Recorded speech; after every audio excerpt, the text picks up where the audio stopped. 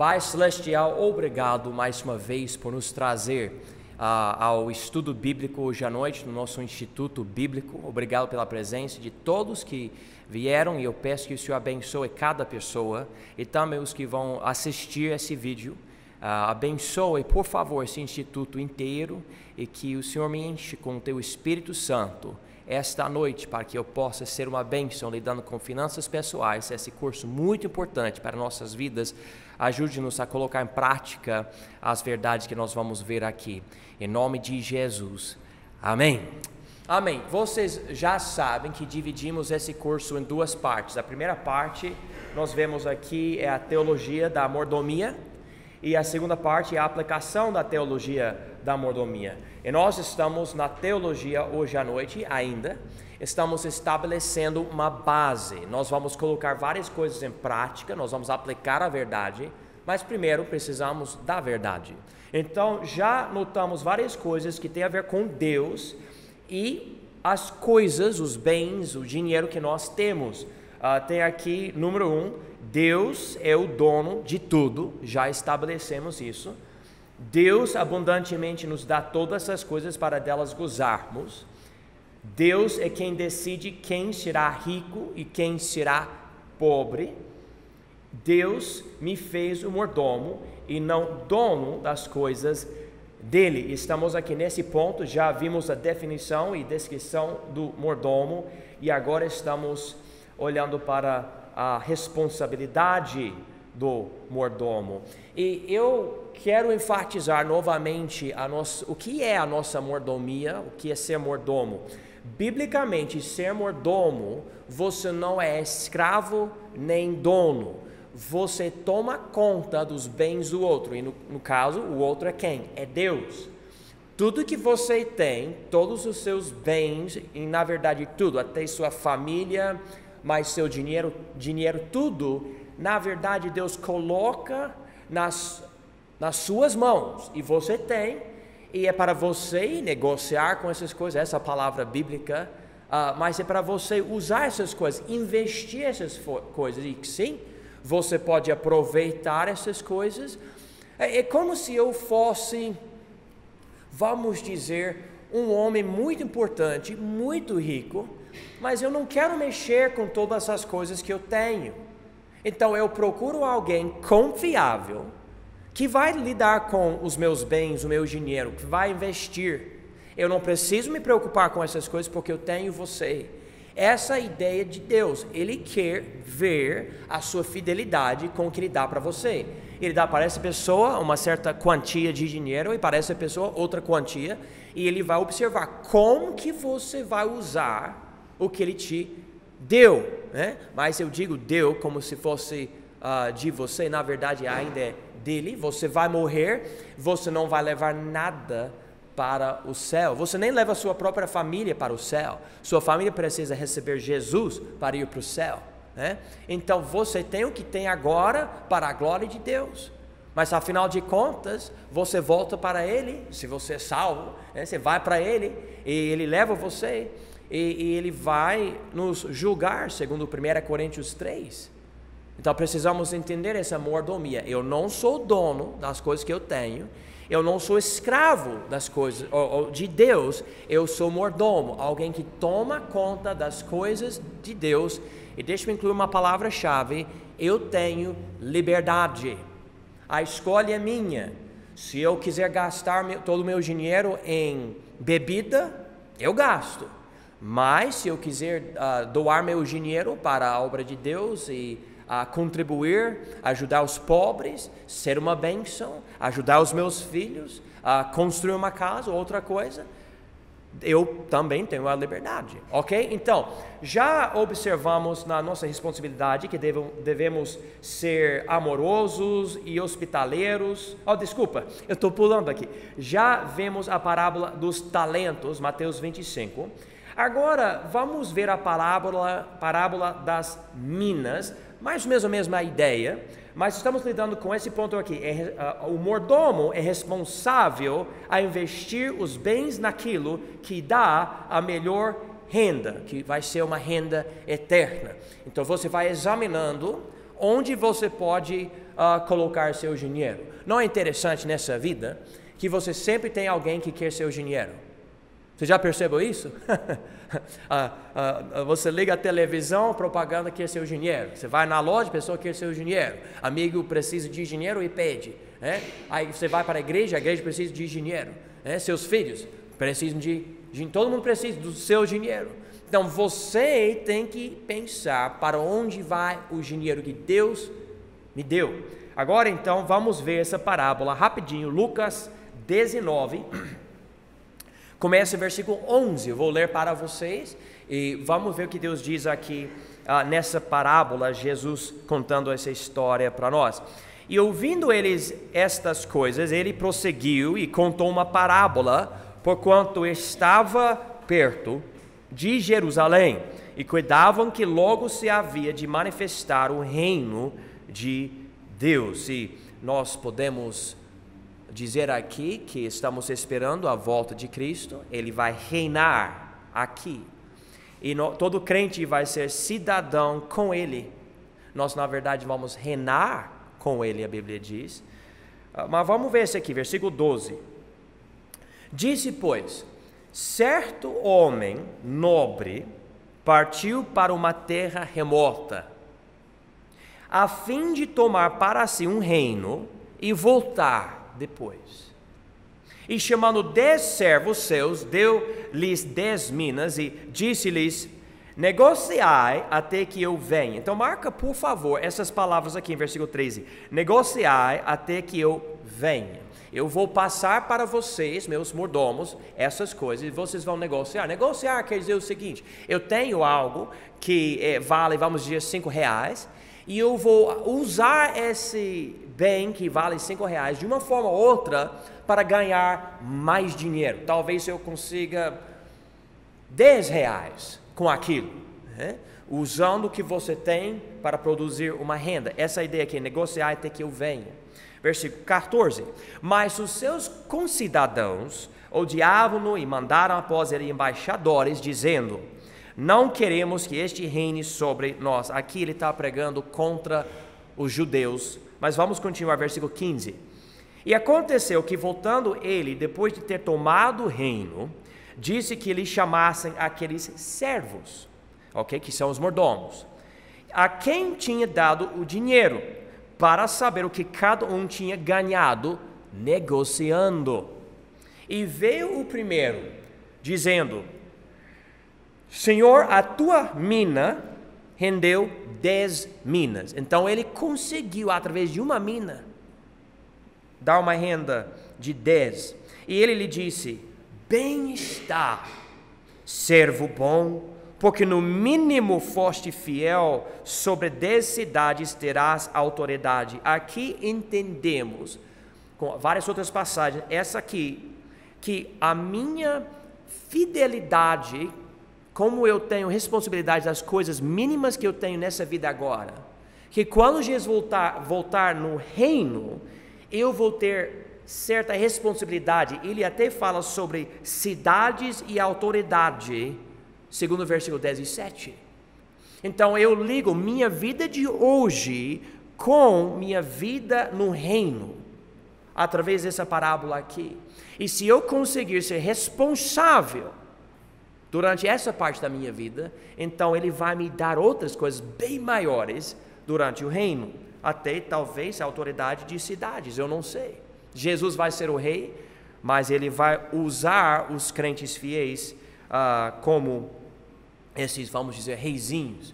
Versículo 18. E veio o segundo, dizendo: Senhor, a tua mina rendeu 5 minas. Então esse homem, ele tinha uma mina também, conseguiu não 10, somente 5, mas tudo bem, Deus sabe. Versículo 19.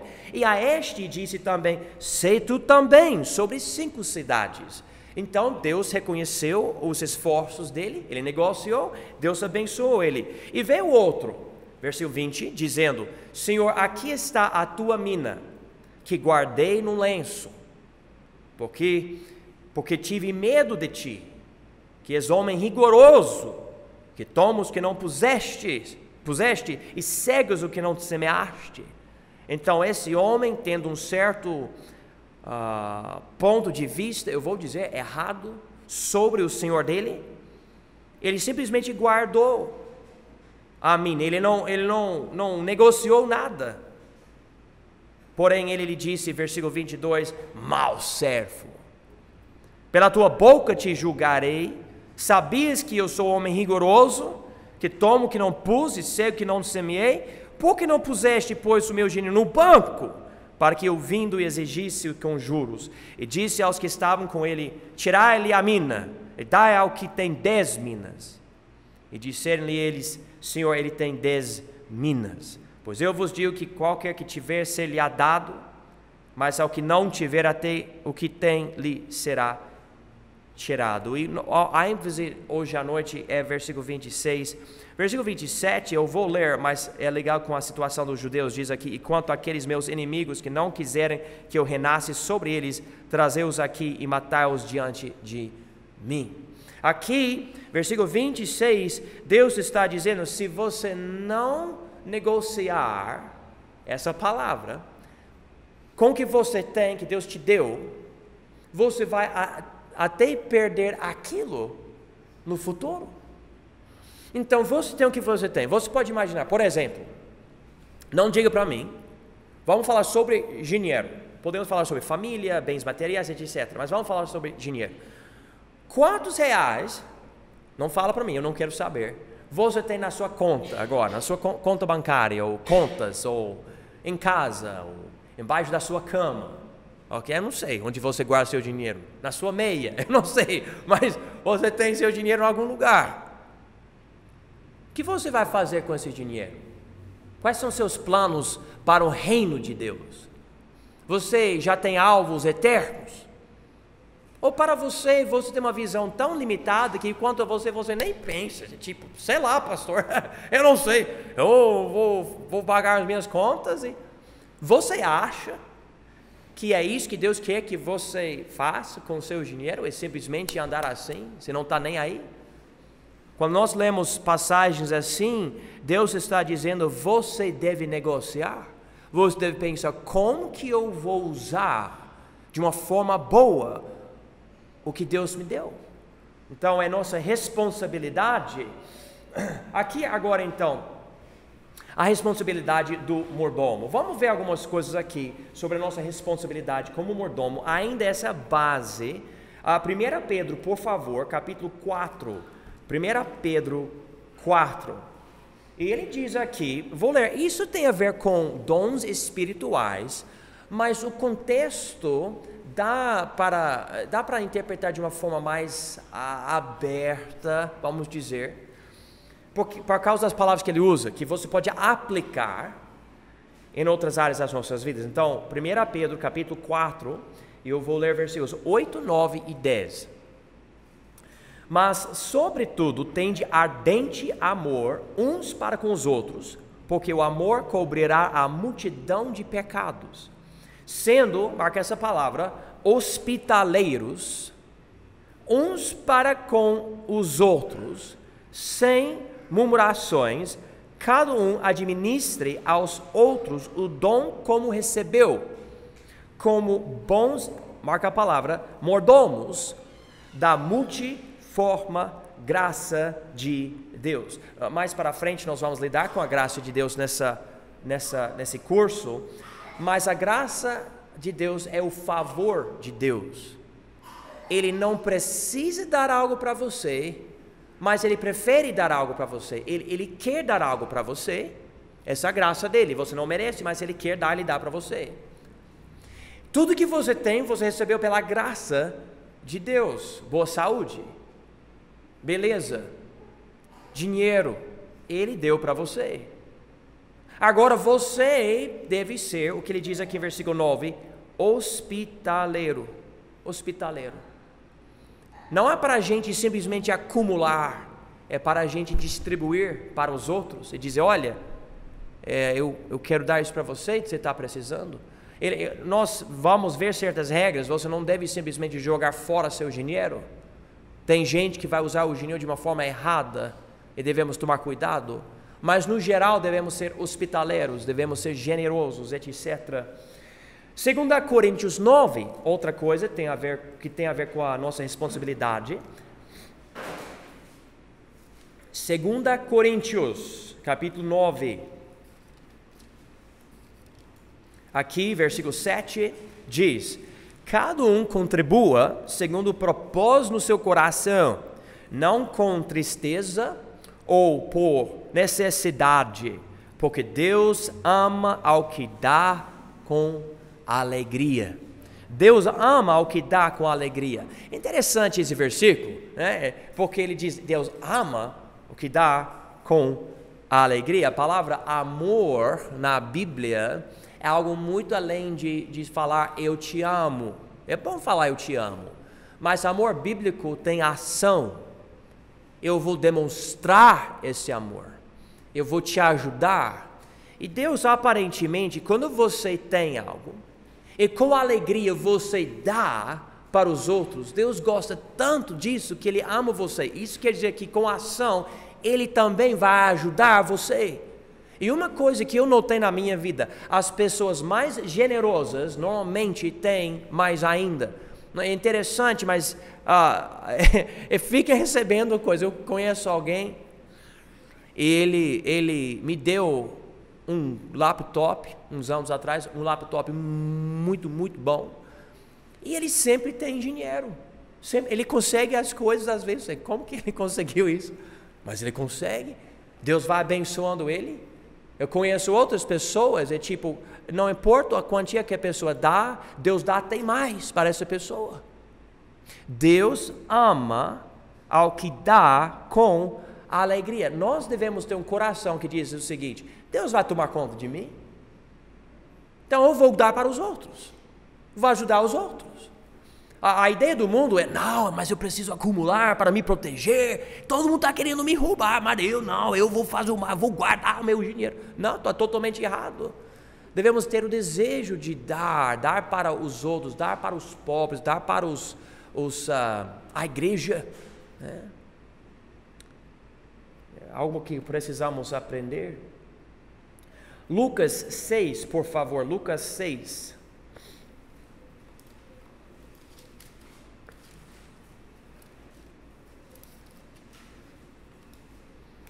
Lucas 6, 38, Deus ama o que dá com alegria, mas também os outros vão gostar disso.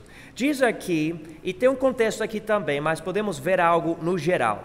Dai e ser-vos-á dado, boa medida, recalcada, sacudida e transbordando, vos deitarão no vosso regaço, porque com a mesma medida com que medirdes, também vos medirão de novo. Você sabe, quando você começa a ajudar os outros, que os outros vão valorizar essa ajuda, normalmente. E se você der para os outros, provavelmente na sua hora de necessidade, outros vão querer ajudar você. É um princípio simples, tão básico. Eu conheço pessoas agora que sempre querem me ajudar. E se eu perceber essa pessoa está em necessidade, se eu compreendo, olha, essa pessoa está precisando, sempre querendo ajudar os outros, eu não vou ter problema em ajudar essa pessoa. Porque eu vou pensar, peraí, essa pessoa não está querendo declarar para eu tenho necessidade, me dá dinheiro. Falando isso só para receber dinheiro, essa pessoa sempre dá para os outros. Então eu vou querer ajudar. Eu vou. É normal. Então ele diz aqui, dai e ser-vos-á dado, boa medida, recalcada, sacudida e transbordando, vos deitarão no vosso regaço, porque com a mesma medida com que medirdes, também vos medirão de novo. O crente deve ser generoso, querendo dar, querendo ajudar. Ok, então faz parte da nossa responsabilidade como mordomos, mas tem outras coisas aqui. Vamos para 1 Coríntios, capítulo 4. 1 Coríntios 4. Também é necessário um mordomo que está tomando conta das coisas que Deus lhe deu, ser fiel e prudente. Então aqui, 1 Coríntios 4, versículo 2, diz: além disso, requer-se dos mordomos que cada um se ache, o quê? Fiel. Fiel. Para você ser fiel. Isso quer dizer que você sempre vai fazer o certo. Nós enfatizamos muitas vezes, você precisa confiar em Deus. Você precisa confiar no seu Criador, no seu Salvador. Amém? Mas sabe que também Deus quer confiar em você. Ele quer saber que você vai fazer o certo. E para ser um bom mordomo, você tem que ser o quê? Tem que ser fiel. Um bom mordomo, e você pode ver José na Bíblia e Daniel na Bíblia. Esses homens, eles eram basicamente mordomos dos reis. Eles ajudavam esses homens sendo fiéis, e os reis nem olhavam para seus bens. Por quê?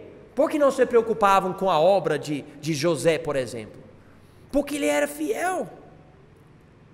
Ele fazia o certo. Como pastor, por exemplo, da nossa igreja, eu não vou passar qualquer responsabilidade da nossa igreja para qualquer pessoa que fala, eu quero ajudar. Não, desculpa, mas não. Eu quero alguém fiel. Alguém em quem eu posso confiar, que aqui hoje, amanhã, daqui 3 anos, vai fazer o certo, para que eu não precise me preocupar. Quando eu sei que a pessoa vai fazer o certo, então a responsabilidade fica com a pessoa, não preciso me preocupar. Na minha igreja nos Estados Unidos tem vários ônibus que vai buscando crianças na cidade. Então cada ônibus precisa de motorista. Mas quem precisa ser o motorista? Alguém fiel, alguém que você sabe, todo domingo às 6 da manhã, vai estar no ônibus, preparando o ônibus, porque está tão frio, tem que ligar e deixar ligado por um tempo. Você vai buscar 30, 40, 50, 70 crianças no ônibus, e você não vai querer chegar lá no ônibus para buscar as crianças e não ter motorista. Tem que ser alguém fiel, que vai estar lá todo domingo, sem faltar. Essa ideia da mordomia, Deus quer entregar. Eu acho que muitas vezes Deus não dá muito para certas pessoas porque Ele não confia nessas pessoas. Você vai gastar em outras coisas, você não vai ser fiel. Então Ele não dá para você. Em outros casos, Ele deixa a pessoa gastar para mostrar quem a pessoa realmente é. Mas Deus diz aqui, devemos ser fiéis. Vamos ver Lucas 12, por favor. Lucas 12, 42. Lucas 12, 42 a 48 diz: E disse o Senhor, qual é, pois, o mordomo fiel e prudente? Prudente quer dizer sábio.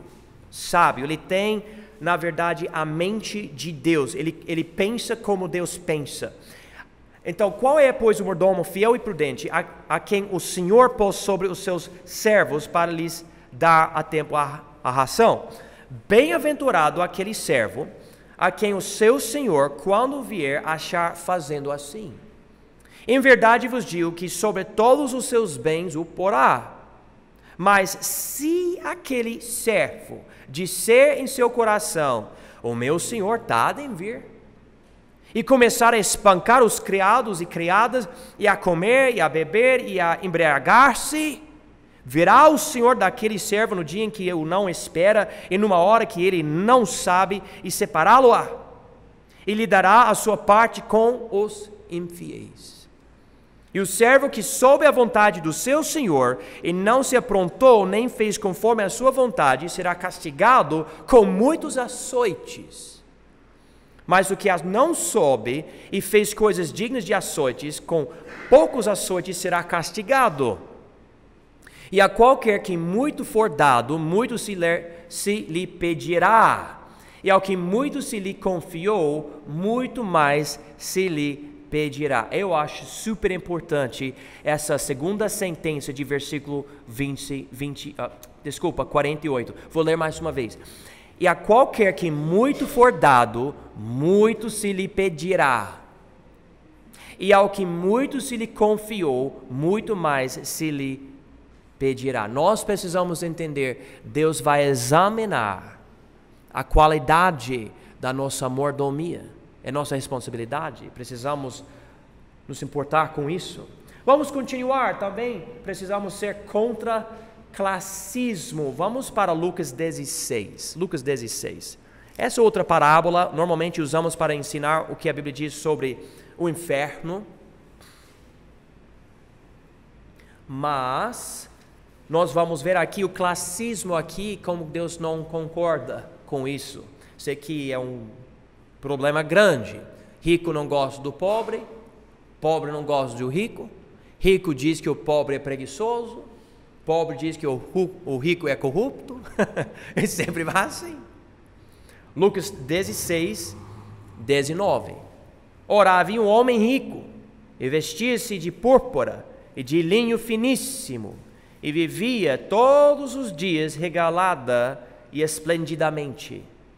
Havia também um certo mendigo chamado Lázaro, que jazia cheio de chagas à porta daquele, e desejava alimentar-se com as migalhas que caíam da mesa do rico, e os próprios cães vinham lamber-lhe as chagas.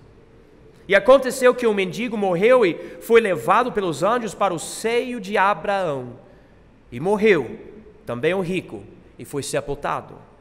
E no inferno ergueu os olhos, estando em tormentos, e viu ao longe Abraão e Lázaro no seu seio. Então olha aqui, em versículo 22, os dois homens morrem, o rico e o pobre. O pobre imediatamente vai pelos anjos para o seio de Abraão, que representa o céu nessa dispensação. E também o rico, ele morreu, que não ajudava o pobre, não gostava do pobre, nada, classismo. E ele foi sepultado, e imediatamente, para onde foi esse homem, versículo 23? E no inferno. Inferno. Então Deus está nessa parábola falando que existe o inferno, o não salvo vai para o inferno, nós entendemos isso, mas ele coloca interessantemente essa parábola dentro da situação do classismo. A pessoa que tem dinheiro, valoriza esse dinheiro e despreza o pobre. E Deus usa essa parábola, esse tipo de pessoa não merece o céu. E ninguém merece, na verdade, nós sabemos disso. Mas aqui no contexto nós vemos esse classismo e como Deus é totalmente contra. Vamos ver aqui o livro de Tiago, que também enfatiza isso. Tiago capítulo 2.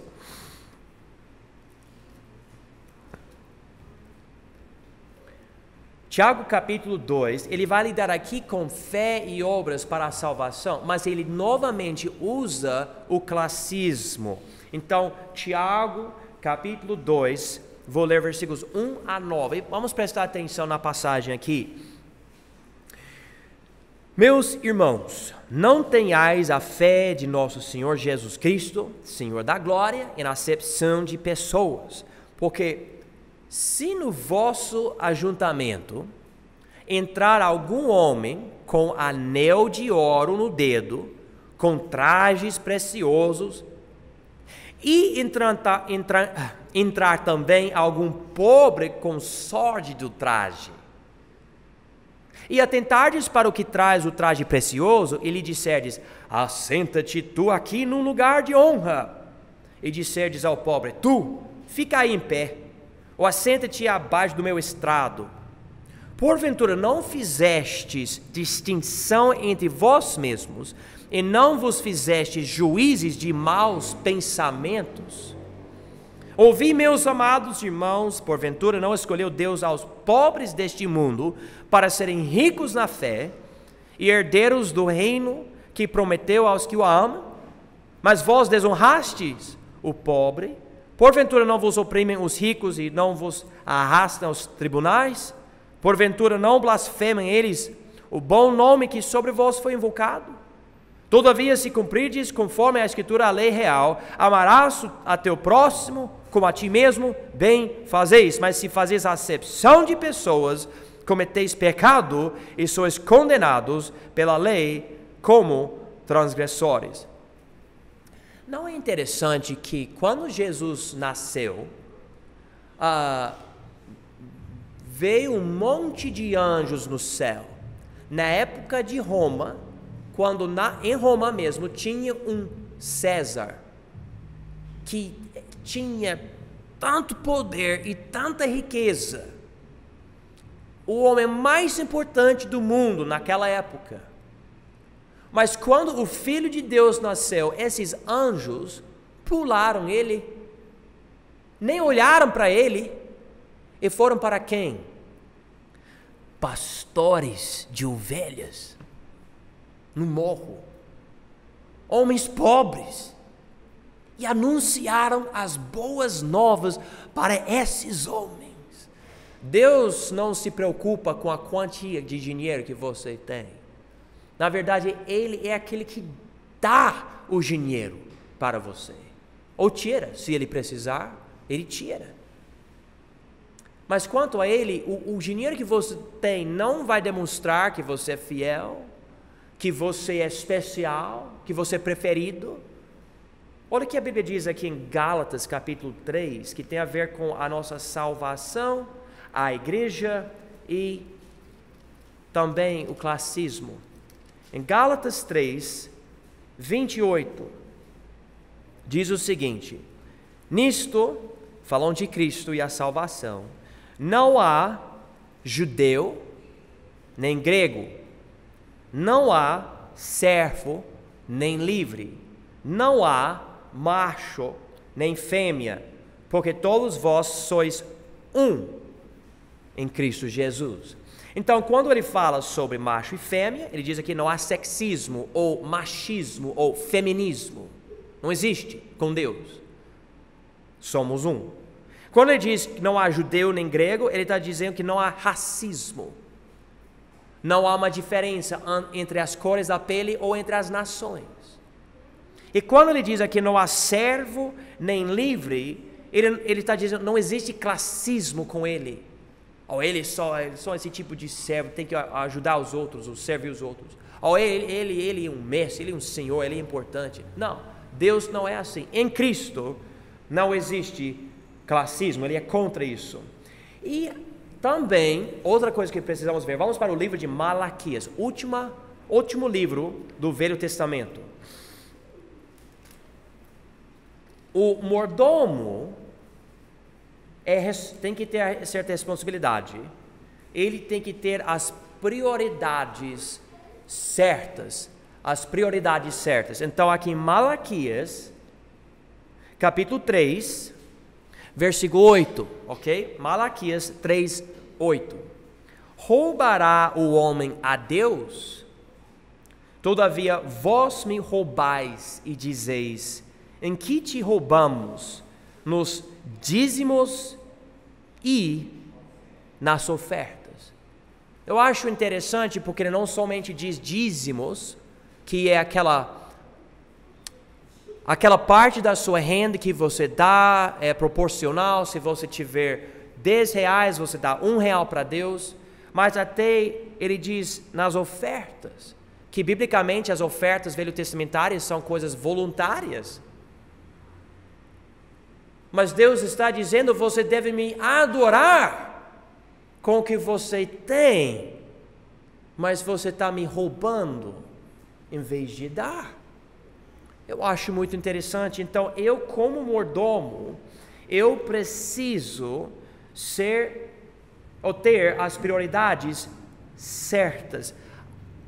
Tudo que eu tenho é de Deus, e há uma parte que eu já devo ter na minha mente, eu devo devolver. E a palavra certa é devolver. Eu não, por exemplo, pago o meu dízimo, eu devolvo o meu dízimo. Já é dele, ele prestou para mim, agora eu tenho. Como que eu vou negociar? Bom, eu sei que uma parte eu vou devolver para ele, mas como? Vou levar oferta e dízimo para Israel? Não. O povo que Deus está usando hoje, em quem Ele está operando hoje, é quem? É a igreja, e especificamente a igreja local. Então, eu quero apoiar o que Jesus estabeleceu em Mateus 16. Então, com o que eu recebo, proporcionalmente, eu vou dar para Ele dízimos, que quer dizer 10% do que eu recebo, e além disso, minhas ofertas. E nós vamos lidar mais com isso mais para frente, mas é um aspecto, eu devo ter as prioridades certas. Ok, vamos para 2 Coríntios 8.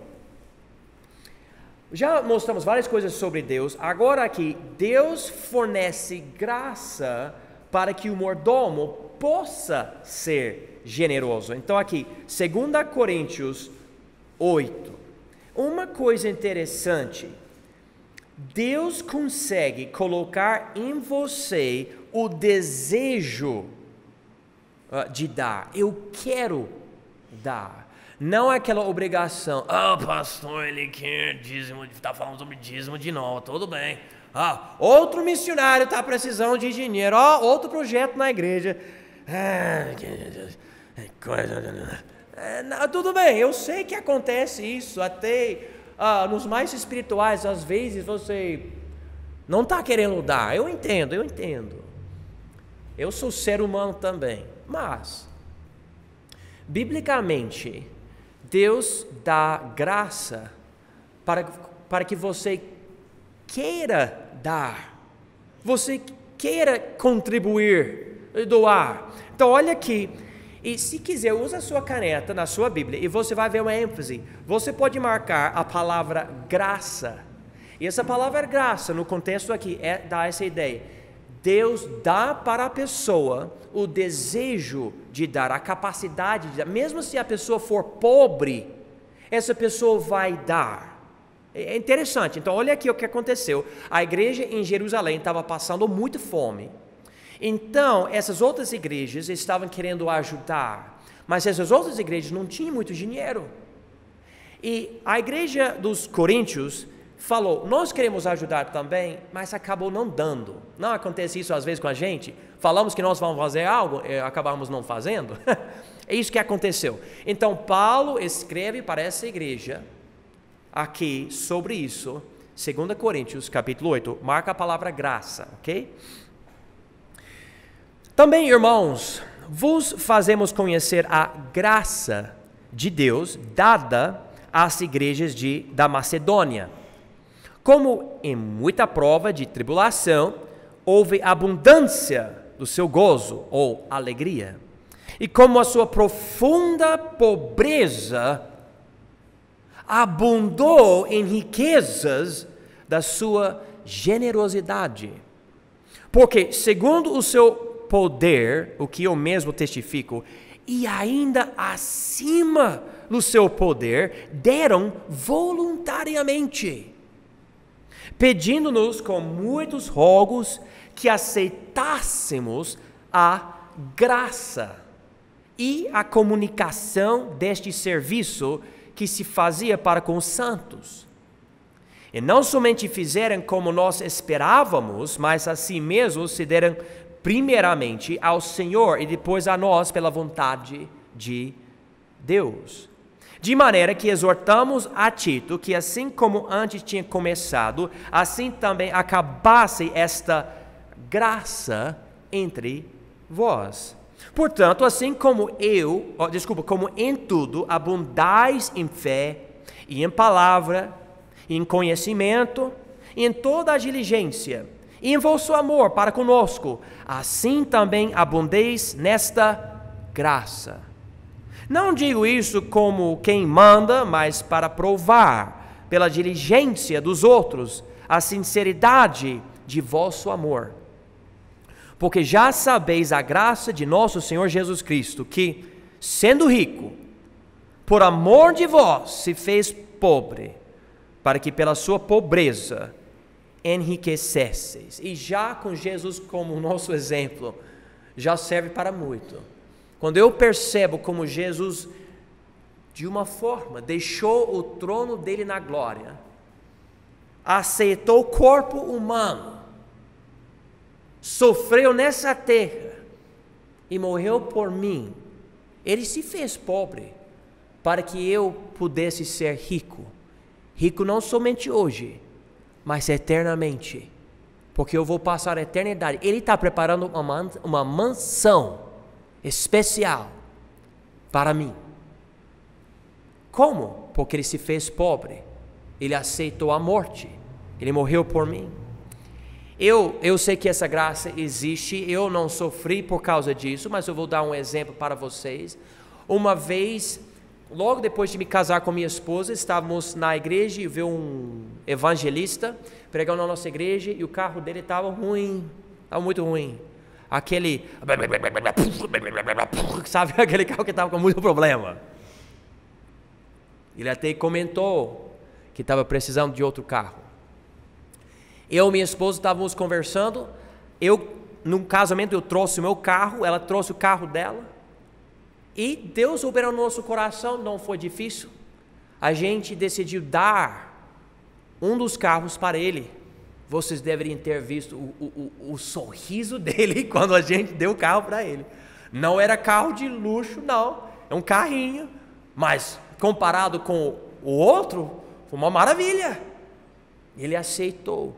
Naquele momento, Deus nos deu graça. Eu poderia ter falado, não, mas eu vou vender, eu vou ganhar um dinheirinho através disso. Eu não consigo dar para ele. Não, eu preciso da renda desse carro. Não de jeito, eu sei que está sofrendo, mas olha, eu tenho as minhas necessidades. Sabe como a gente pensa às vezes? Naquele momento, Deus me deu graça, deu para minha esposa, e conseguimos dar com alegria, como presente, um carro para esse homem. E ele recebeu, feliz da vida, recebeu esse carro, né? E Deus consegue dar essa graça para nós. Agora, rapidamente, vamos para o capítulo 9. Deus quer que compreendamos que o que semeia em abundância, assim ceifará. Olha aqui o que a Bíblia diz em 2 Coríntios 9, versículo 6. E digo isto, que o que semeia pouco, pouco também ceifará, e o que semeia em abundância ceifará. Deus nos dá um princípio aqui: se você for generoso, na hora certa, Deus pode e vai te dar o que você precisa. E eu posso falar para vocês, experiência própria, normalmente quando Deus nos dá algo, Ele dá além do que precisamos. Eu comentei para vocês, vários anos passaram depois de dar esse carro para esse homem, muitos anos. Na verdade, chegamos aqui no Brasil, começamos nosso ministério em São Paulo, chegamos aqui em Rondônia, sem carro. Estávamos orando, Deus, por favor, nós não temos condições para comprar carro, precisamos de um carro.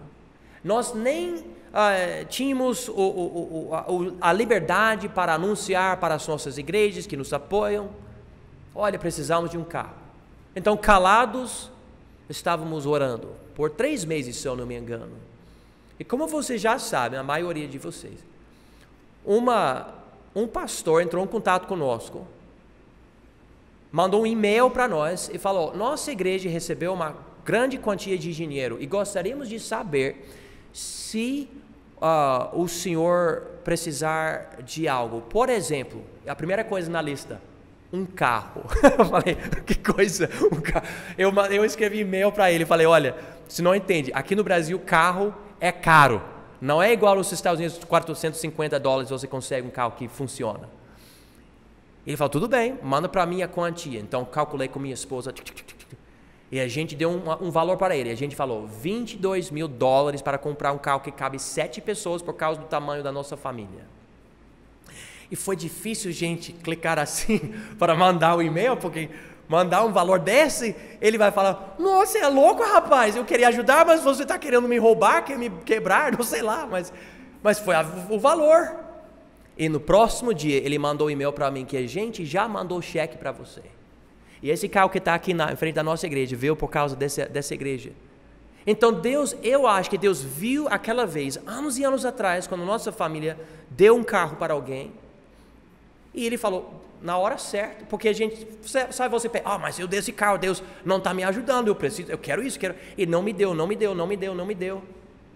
Mas na hora certa, Ele me deu algo, e eu vou falar para vocês, esse carro, quanto a mim, é muito bom. É melhor do que a gente precisa. A gente poderia ter aquele tipo de carro que você liga e as coisas quebram, como um amigo meu, ele estava dirigindo uma Kombi, e como se chama esse negócio na Kombi, assim que você... câmbio, ele estava dirigindo, a gente estava em São Paulo, ele estava dirigindo, quebrou na mão dele, estava na rua, quebrou o câmbio no carro. Deus nos salvou desse tipo de coisa, pelo menos essa vez. Esse carro é de Deus. Se Ele tirar de nós hoje, a gente aceita. Não vai ser fácil, mas Ele nos deu.